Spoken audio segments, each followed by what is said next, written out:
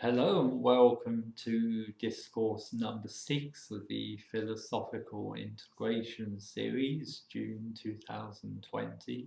So in the fifth discourse I talked a lot about love and how to live in the heart and to transcend the thinking mind in order to receive the healing power of grace. So in this video I thought I'd talk a lot more about this emotional process in the heart and the importance of being emotionally integrated in our lives. It's this process of emotional integration that gives us a deeper capacity to embody and understand what higher dimensional love is.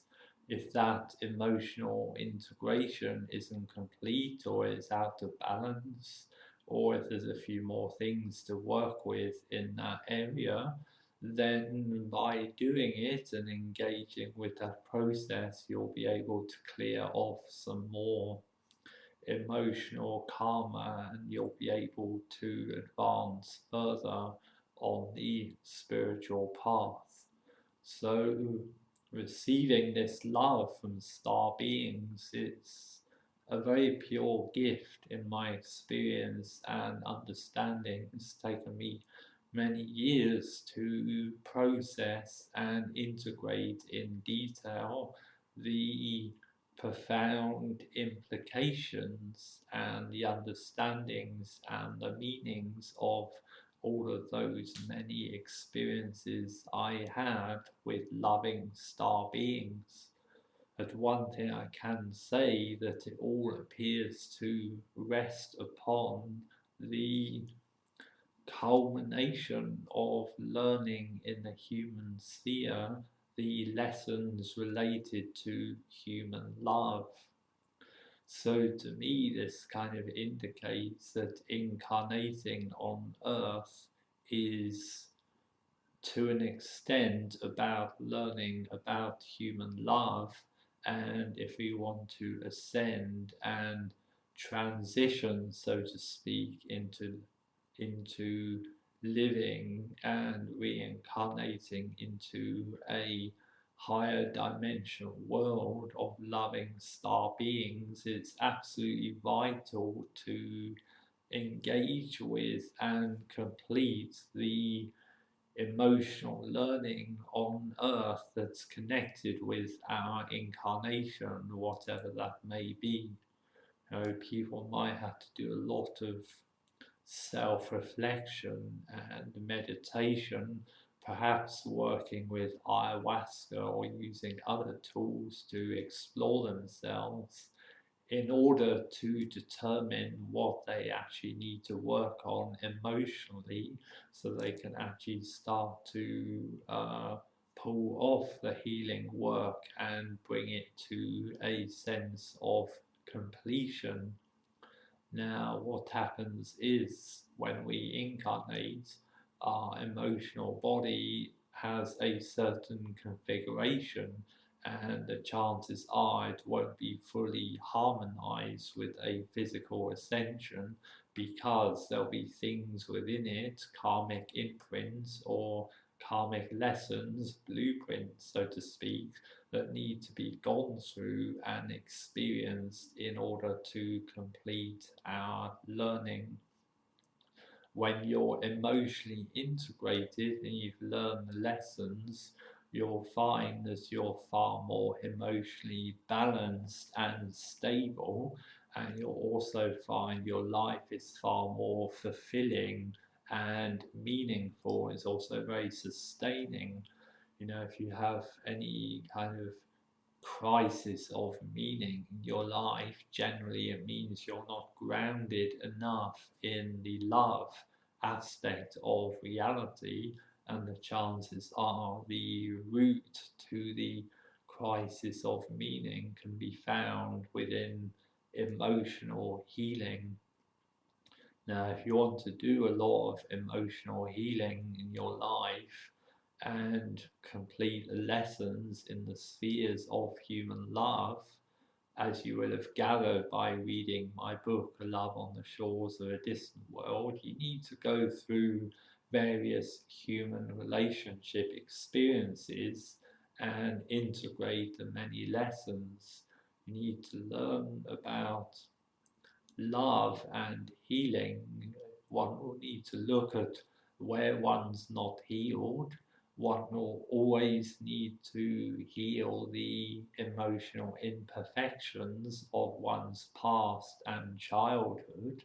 Then one's got to heal the emotional impact of being incarnated into a lower dimensional world compared to the higher dimensional worlds of source. So every single human being is going to incarnate here with a degree of emotional baggage or emotional karma, so to speak, and that's just part and parcel of being incarnated as a human being.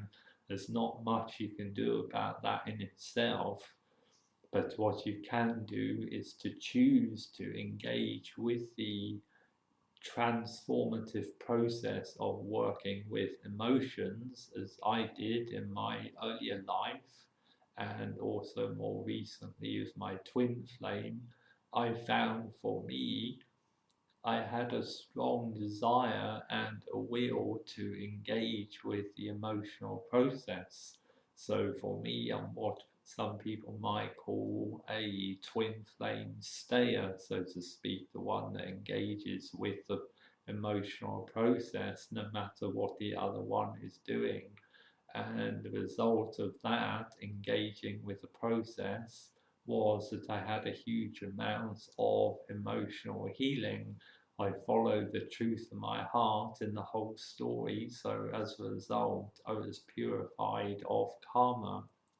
So the lesson that other people can take from this, whether they're having emotional processes with a twin flame or otherwise, or whether in themselves they're just trying to clear out some old emotional residue, the takeaway lesson from this discourse will be, if you engage with your emotional work and do it, you will be purified of your emotional karma to the extent that you engage with the healing work. So we need to be, as star seeds, emotionally intelligent and integrated. We need to start to understand our emotions. We need to go into them, to feel them, to tune in with how they work. And also there's lessons of learning how to be emotionally communicative to other human beings in relationships. So sometimes with star seeds, there's lessons about emotional harmony, expressing needs in relationships on the emotional front. There's also lessons about forgiveness and love for other people, forgiveness and love in relationships, and also forgiveness for past relationships or transgressions if you feel you've been hurt or betrayed in previous relationships, or you're holding on to any emotional heaviness around any relationship story, if you're holding on to any heaviness toward your twin flame, whoever it is. Also, you need to purify that out of your emotions. What can happen if you don't take enough awareness into your emotions? One can become compartmentalized. I sense what can happen is people can build up a lot of wisdom and then they wall off in their emotional centers, and a lot kind of doesn't get looked at. And because it doesn't get looked at, it becomes like a weighing and a dragging force on one's general energy, and sooner or later you'll be forced by outer circumstance to go back in and engage with a deeper emotional healing in yourself. And in this world, even the most pure beings, they need to do emotional work. Quite often in our lives, we need to do a lot of forgiveness. Sometimes we'll perceive that people have wronged us or let us down, or we've been hurt, or we don't feel like very happy about being incarnated here. You know, there's a whole bunch of emotional stories that can play out in people's consciousness. And as a spiritual being, if we want to evolve and purify and heal and make the higher astral grades, we must be able to purify and confront all of those emotional stories, you know, no matter how messy they might be. You know, when I used to drink a lot of ayahuasca, I had to confront, like, you know, the pain of losing my mother, the emotional baggage of previous relationships. I had to heal my fear of receiving love from star beings. In other words, I had to purify in the heart chakra. Sometimes I sense that we can reincarnate here from a past life or a past experience on some other world, and we'll bring karmic lessons that we will need to work through in this reality, in this time, in order to come into a deeper understanding of love. Now, there's also, apart from the reward of healing your karma from doing the emotional work, there's also the benefit of being immune to persecuting forces or the energies of hatred or the energies of people with bad intentions that might want to harm your work.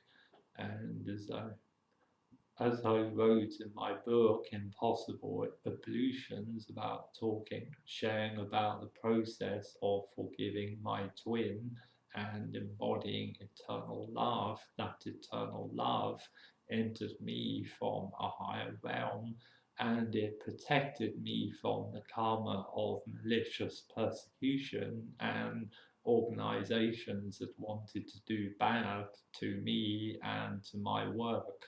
So ultimately, there are practical earthly values to engaging with the emotional work.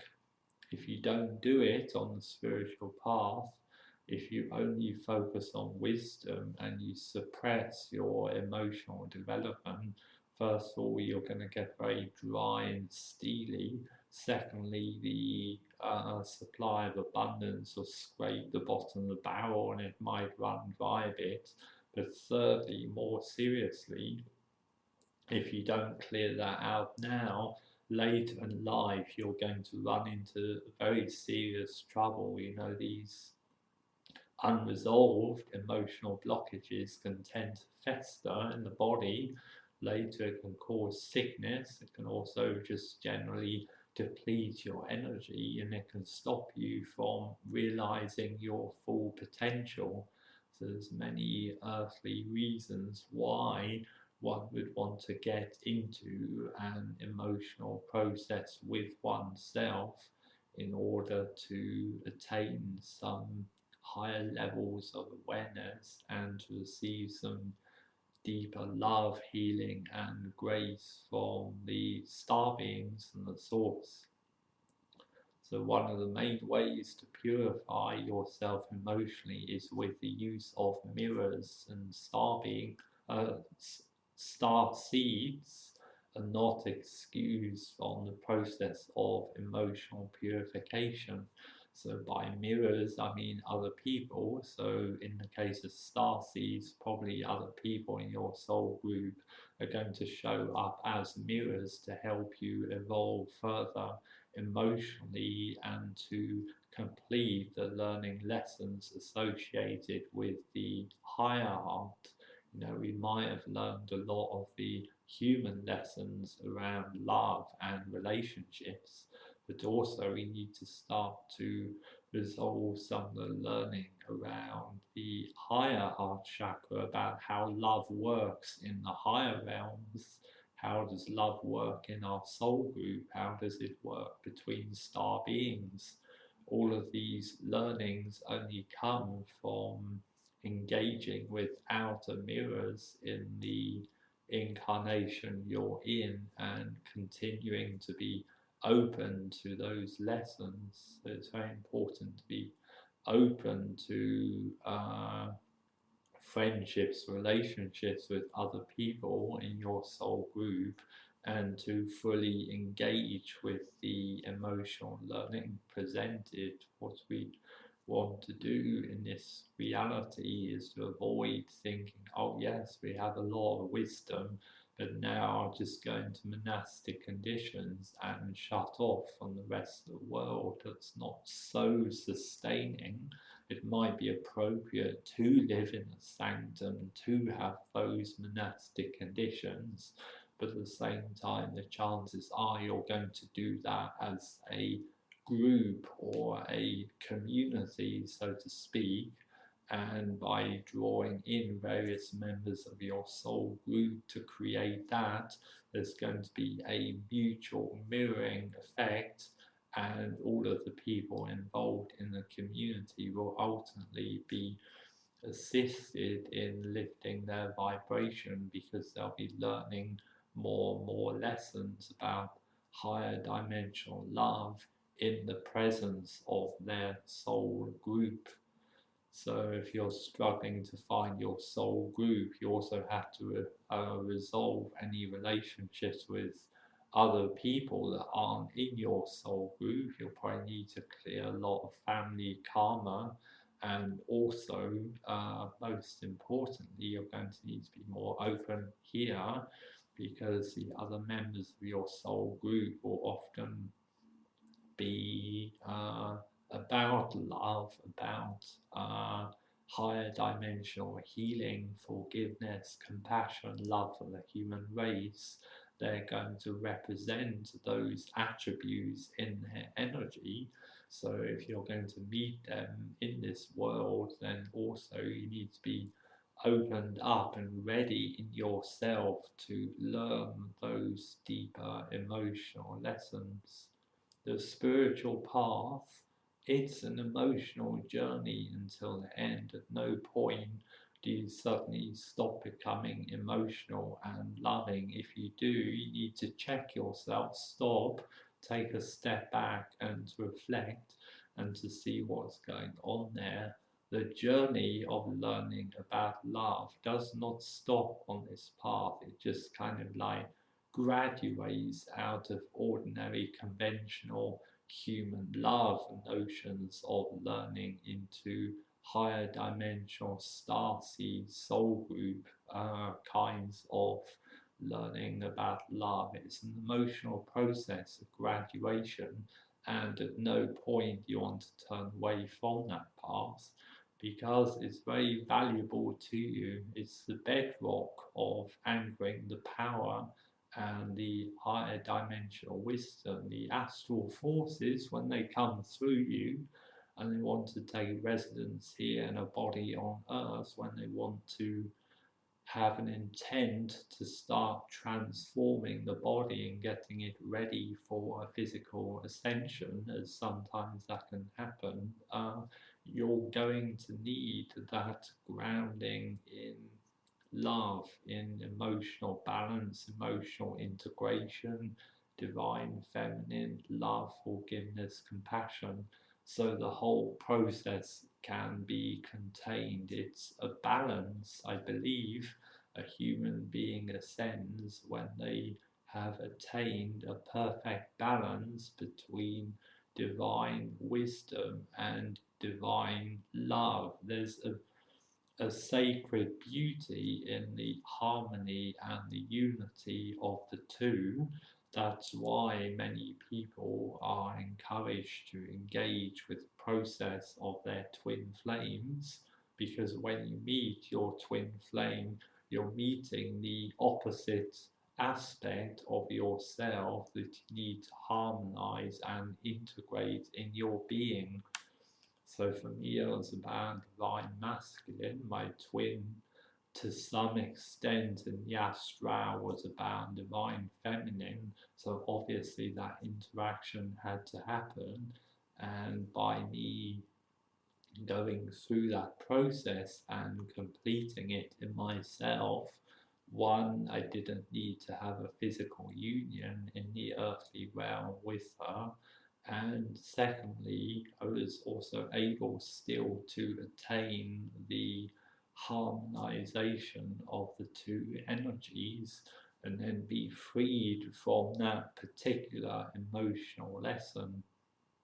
Now I spoke in a group about transcending dualistic forces in this world. It's all about opposites. The more wisdom you have, the more love you have, the more you might attract the opposite of ignorance and hatred on the periphery of your personal life. Situations may crop up that will be very challenging, and there's a philosopher called Sir Aurobindo. He referred to this phenomena about going up a tower. The higher you go toward the light, the more the armies of darkness and hatred gather at the base until you get to the very top of the tower of light, and then the darkness is starting to creep up the tower and there's nowhere to go. And he appeared to grapple with this philosophical problem, this paradox.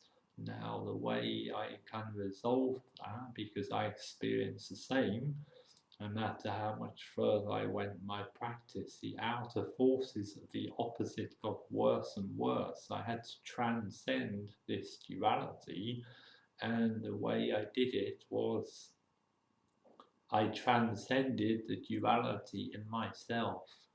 I healed the separation between divine masculine, the wisdom, and divine feminine, the love. When I harmonized and healed the separation that obviously I had in myself between those two aspects, when I healed it, there was no duality, it became unified. Then I found I could advance much faster on the spiritual path, and there wasn't this pressing of outer opposing energies trying to harm my work. So, to use the concept of the tower, I could have been standing at the top of the tower, and then at the last minute, all of the darker opposed energies like went back down the tower, receded into the distance. So you kind of come out of that light dark space, where it's either one or the other. And when you've transcended these opposing dualistic forces, then you'll know love in your being. When you live in duality, you might think you understand love, you might have some experiences of love that are very heart opening, very deep, and very healing, but you'll always be in a state of separation until you've unified the two aspects of spiritual reality in your being. You can't only be about love without wisdom, because that's not grounded either, and if you're only in the wisdom, it's too steely. So this twin flame phenomena of meeting your opposite in the outer, whether it's on earth, in the astral, or in both realms, this is actually a very beneficial and powerful experience. When you meet your opposite in the outer, it's showing you the opposite aspect of yourself you need to work on. So for me, it was divine feminine love, forgiveness, unconditional compassion, and also had the additional lesson of transcending light worker karma by seeing the extremes of light worker karma in the experience of my twin flame. Now, once you've learned those lessons of duality, then the mirror that presented it will then leave your energy. This is why some time ago I completed my twin flame healing, because I healed the harmony in myself.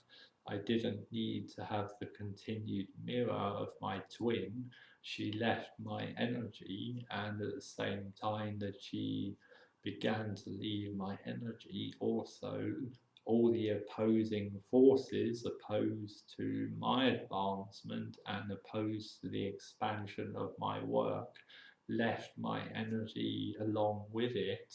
And then there's the deeper conditions, the grounding, the space to receive this grace and start to expand in the physical plane, and to get out of the energy karma of big disputes and wars.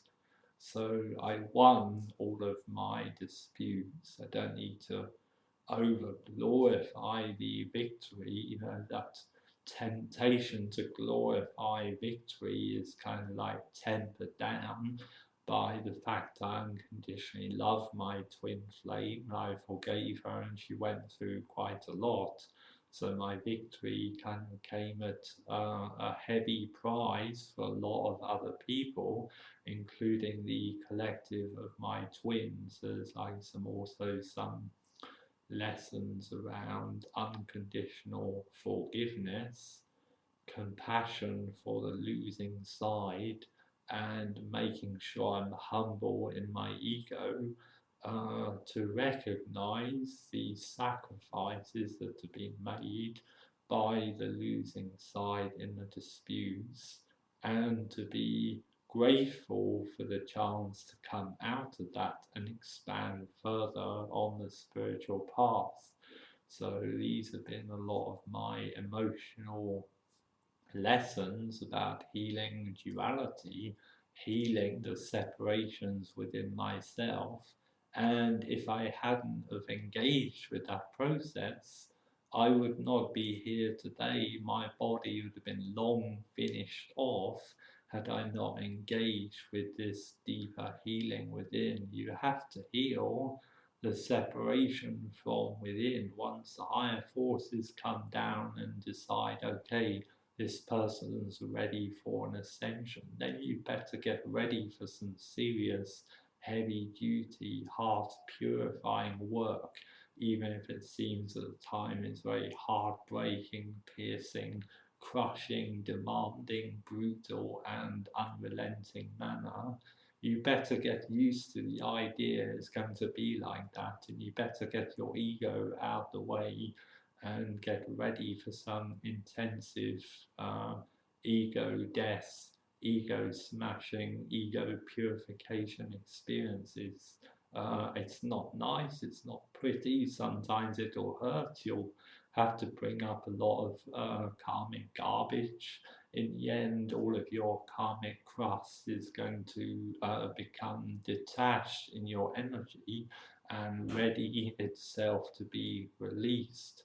But when it's released, you're karmically free. You're free from your emotional karma. You're free from the karma of your past. You're free from the karma of reincarnation. And then bam, this higher dimensional grace comes in and finishes off the process and reinforces the rift between lower dimensional reality and higher dimensional reality. And if you're the one that is engaged with the spiritual work, you're going to be fortunate and you're going to be on the ascending side of the fence.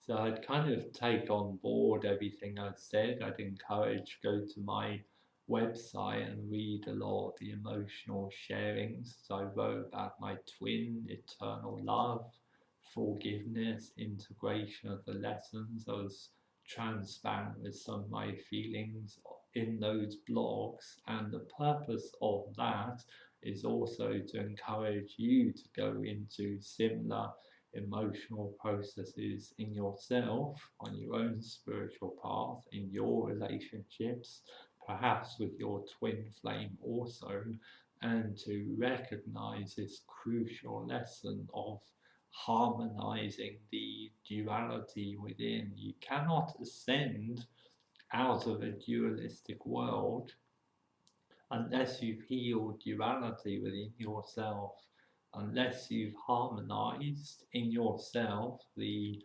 separation and imbalance between divine love and divine wisdom, you won't be able to do it. And if it looks like you can't do it, or the way to physical ascension isn't showing anymore, or you're blocked, you're going to need to come into this awareness of your inner duality and make sure it's harmonized. And finally, if you do have a twin flame, engage with the spiritual work. Don't take my word as gospel.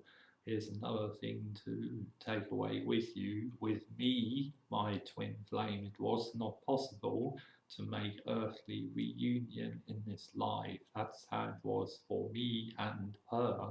It's not like that for everyone. So other people will be able to harmonize the energy with their twins on earth and enter into a deeper relationship. So you can reflect upon some of the themes and the experiences I had with my twin and in my previous relationships in some of my books, but at the same time make sure you reflect on your relationships, your situation, where things are at for you, and make the right decisions and see what harmonizing the dualistic forces in your own emotional and relationship affairs mean for you. And if you engage with it authentically, might hurt, it might be painful, it might not be very pleasant for a time, but if you're authentic and really determined to heal yourself in here all the way, if you're determined to heal every single aspect of your being that's not in alignment with a deeper union with source, love as star beings, you're going to be healed. If you push through and push through, the fruits will eventually come, and the payback for a lot of emotional hell, emotional purification, is sublime bliss, grounding of divine love in the body, peace and harmony in your relationships, and the freedom from emotional suffering and pain. And as a result, that also translates into freedom from emotional karma. If you can free yourself from emotional karma, that's pretty much one of the main hooks to the karmic reincarnational wheel, cut and broken. So I've shared quite a bit in this discourse. I think I'll leave it there, but reflect on everything I've said and see if there's areas in your own spiritual practice where you can do a lot of emotional healing in terms of opening up to higher dimensional love, or healing the divisions and dualisms in your own relationships or in your dualistic nature in terms of the divine love and the divine wisdom. You know, it's a work that takes many months, many years even to purify. It's very hard work. I encourage you to persevere, reflect, and to embody the healing that comes from integrating divine love into your energy. And if you're struggling in that area, to make some more time for it, love yourself, forgive yourself, and turning away from that path in the beginning, go back in and do some deeper healing work. Okay, so that's all for now. Free spirit out.